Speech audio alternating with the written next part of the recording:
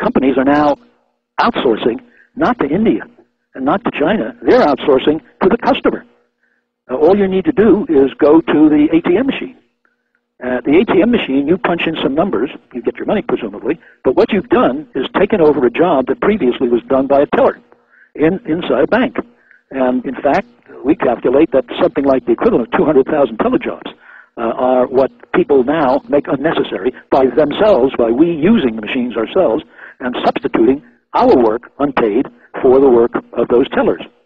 And the same thing is true in many, many other activities where we take on and do for ourselves work that we previously bought in the money economy. We're now taking care of and doing without pay in what we call the non-money economy, or the prosumer economy.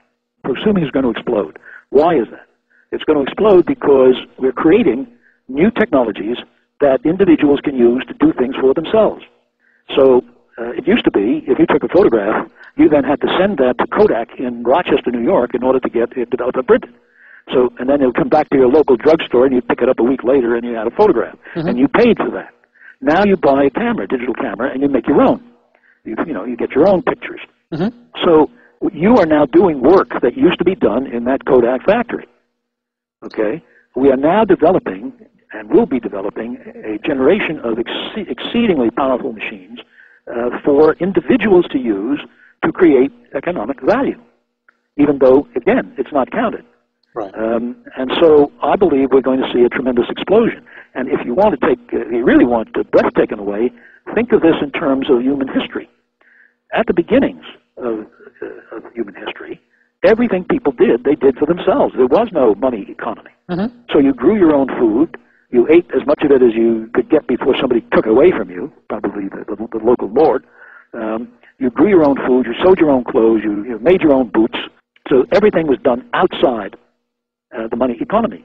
It was a non-money economy. Then gradually, money was introduced along with trade and exchange and all the things we know about. And the assumption that we all made for a long, long time, and indeed most people make until now, is that the non-money economy would eventually just go away, that we would all be in the money economy. And that's what we should be studying. But in fact, the non-money economy is going to get bigger and bigger and bigger instead of going away. And again, if you follow this down the line, you're going from developing your own films to having a fab or desktop manufacturing unit sitting on your table. Now, I don't suppose you're going to build your own car or your own airplane on your table, but you will be capable of producing complex components or other things that you yourself want to use. Now, just like bloggers are using the net to write for free what journalists get paid to do. So you have unpaid effort. So it's not that we won't have jobs. I think there will be jobs, but there's a parallel hidden economy that must now be recognized, and we've got to start thinking about how to integrate that and to recognize the integration between that and the money economy.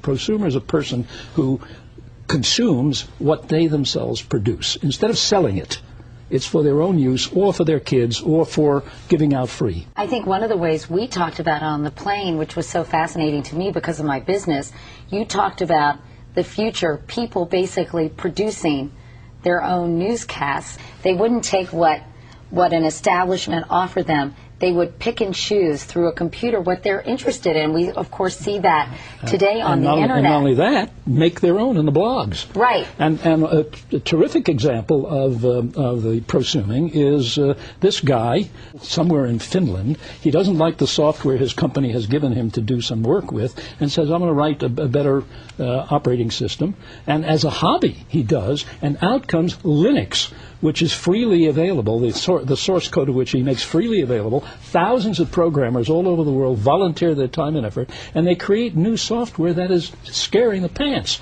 off Microsoft and all the giant companies out there. Did it without money.